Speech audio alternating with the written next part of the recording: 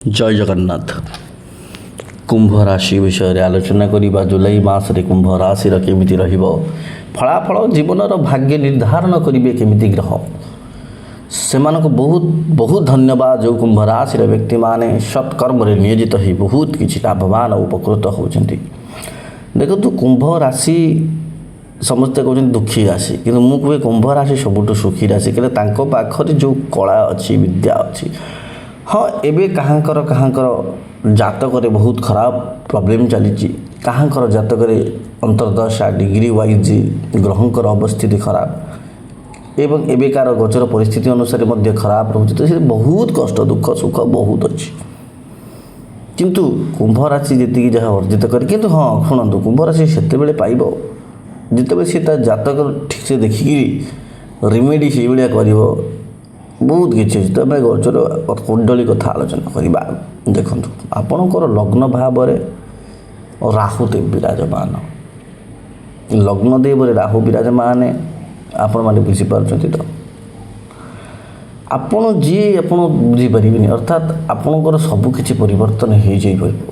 राहु लग्न रही हुए आ लग्न आमको सब बेले स्वास्थ्य कथा दर्शाए। आपण षष्ठ घर देखो बुध गुरु शुक्र रोग घरे। जदि आम आपणकर हेल्थ कथा आलोचना करिया, प्रथमतः आम हेल्थ कथा आपण करवा। आपणकर लग्न घर स्वामी सी होती आपणकर सेकेंड हाउस रे बसचंती एवं सिक्स्थ हाउस रोग घरे तीनटा ग्रह खराब अवस्था बसचंती। बुध एवं शुक्र मध्य नीच अवस्था, बृहस्पति उच्च अवस्था। तो ये कथाटा हूँ स्वास्थ्य क्षेत्र में आपण मानकर जहाँकर डायबिटीज थी ये समय देखिए निहाती बढ़। जहाँकर मध्य देखिए आपण मैंने किसी ना कि पेट जनित इश्यू थी, डाइजेस्टिव इश्यू थी, ये समय निश्चित भाव बढ़ एवं चिंता मानसिक प्रॉब्लम एमती। तो कुंभ राशि बहुत दुखर अच्छा, किंतु ये सब जिनसा निश्चित भाव में यही समय देखा बहुत भयंकर परिस्थिति गोटे प्रकार भी आसीपे। आर्थिक परिस्थिति को नहीं कहीं कहले सेकेंड हाउस रे शनि बसी एवं शनि तो बहुत दिन तो बसी कि कथाटा हूँ ये जो समयटा सिक्स्थ हाउस हूँ आपणकर हेल्थ। तो हेल्थ खराब है तो आपण मानकर पैसा खर्च होबार गोटे देखा जाऊँगी। 12 भाव में चंद्र जेहेतु अवस्थित कर बृहस्पति जी मालिक सी आपणकर 6 भाव में रही। आप चिंता डिप्रेशन एंजाइटी अत्यधिक मानसिक चापरे ता भितर गति करवाटा देखा जाऊँगी। किंतु देखो कुंभ राशि यहीटा जो मुझे कहूँ यहाँ कौन समस्त जातक ना, आप निजर जातक देखा दरकार। कहीं ये तो बहुत खराब परिस्थिति है गोचर कुंडली अनुजाई। जदि आपण जातक यही भाया खराब परिस्थिति थी तो आपणकर बहुत असुविधा निश्चित भाव हम। किंतु आपण कुंडली जदि समस्त ग्रह शुभ अवस्था थे, उच्च अवस्था अच्छा, जमी ये नीच अवस्था शुक्र और बुध अच्छा, किंतु आपण जातक बहुत स्ट्रंग थे तो ताहले आपण यहाँ पॉजिटिव हो पार निश्चित बहुत बड़ पॉजिटिव हो, ना बहुत नेगेटिव हम। ये समयटा देखा जाए बहुत negative. Ketu 6th 7th house रे।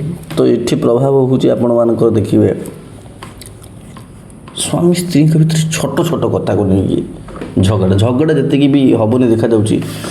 अशांति दुई जन भर रही क्या किसी कहे मन कथा मन रोटा कि गोटे बड़ इश्यू आग को सृष्टि कर। तो ये जो केतुकर प्रभावटा रहा बिजनेस जदि क्या साथी करने को भावुं कुंभ राशि लोक आपन को सतर्क कर दि जाए। ये समय करेंगे। सूर्य राशि रे केतु बसी सूर्य बसी आपणकर मोर पंचम भाव में अति शुभ भाव में बसी सूर्य, किंतु केतुकर अवस्थिति से आपड़ जब जो कौन अलग लोक साथ बिजनेस करूँ सीटा प्रोब्लेम हम। करियर कथा आलोचना करवा। सबुठ इम्पोर्टाट हाउस आपण करियर घर स्वामी होती मंगल। मंगल जी चतुर्थ घर बस सबुठ इम्पोर्टाट कथा हूँ आपणकर करियर एवं बहुत बढ़िया अच्छी। अर्थात बढ़िया अच्छी माने जो मैंने चाकरी चाहूँगी, जो मैंने बिजनेस करुँच, जो मैंने छोट मोट बिजनेस किंबा जो मैंने जॉब करुँच, किंबा जो मैंने इलेक्ट्रोनिक्स क्षेत्र में अच्छा, आईटी क्षेत्र में अच्छा, किंबा जेकोसी सेनाध्यक्ष पुलिस है आर्मी है कि डॉक्टर मेडिकल ये सब क्षेत्र में अच्छा, किंबा माने जदि आम कह गोटे श्रमिक भी बहुत बढ़िया समय। आपण शनिदेव राशि आपणकर କିନ୍ତୁ ଯେଉଁମାନେ କ୍ୟାରିୟର ଏଇସବୁ କ୍ଷେତ୍ରରେ ଅଛନ୍ତି ତାଙ୍କ ପାଇଁ ଗ୍ରୋଥ୍ ହେବ, ସେମାନେ ବହୁତ କିଛି ଶିଖିବେ। ମେ ବି ଆର୍ଥିକ ପରିସ୍ଥିତିଟା ଏତେ ସୁଦୃଢ଼ ନ ହୋଇପାରେ, ନହେଲେ କିନ୍ତୁ ଗୋଟେ କଥା ଶୁଣନ୍ତୁ, ଏବେ ଯେଉଁ ପରିସ୍ଥିତି ଏତେ ଖରାପ ପଡ଼ିଛି, ଆପଣ ଆପଣଙ୍କ ଜାତକ ମଧ୍ୟ ଟିକେ ଦେଖିବା ଦରକାର। ନହେଲେ ଆପଣ ନିଜେ ଛଟପଟ ହେଉଥିବେ, ଆପଣ କିଛି ଜାଣିପାରୁନଥିବେ କାହିଁକି ଆପଣଙ୍କର କଷ୍ଟ ହେଉଛି, ଆପଣ ଗୋଚର କୁଣ୍ଡଳୀ କଥା ତ କୁହାଯାଉଛି ଏମିତି, କାହିଁକି ଆପଣଙ୍କର ଅସୁବିଧା ହେଉଛି। ଦେଖନ୍ତୁ କୋଟି କୋଟି ଲୋକଙ୍କର କୁମ୍ଭ ରାଶି, ତ ଆପଣଙ୍କ ରାଶିର ନିଜ ଜାତକରେ 6 ଘରେ 8 ଘରେ 12 ଘରେ ଯଦି ରାହୁ କେତୁ ଶନି ମଙ୍ଗଳ ଏସବୁ ଅବସ୍ଥିତ ବହୁତ ବଡ଼ ପ୍ରୋବ୍ଲେମ୍ ହେବ। ଆପଣ ଖାଲି ଅଯଥାରେ ଭାବୁଥିବେ କାହିଁ ଆପଣଙ୍କ ସେଥିରେ ହେଉଛି, କିନ୍ତୁ ମୁଖ୍ୟ କଥା ହେଉଛି ଆପଣଙ୍କ କୁଣ୍ଡଳୀ ହେଉଛି ଆପଣଙ୍କ ଜୀବନର କମ୍ପ୍ଲିଟଲି ଯେଉଁ ଗୋଟେ କଥା ମ୍ୟାପ୍। ତା ପାଇଁ ଆପଣ ଆମକୁ ମଧ୍ୟ କଲ୍ କରିପାରିବେ। ଆମର ଆକ୍ଚୁଆଲି ଶୁଳ୍କ ବି ରହୁଛି, ଅଳ୍ପ ଶୁଳ୍କ ରହୁଛି।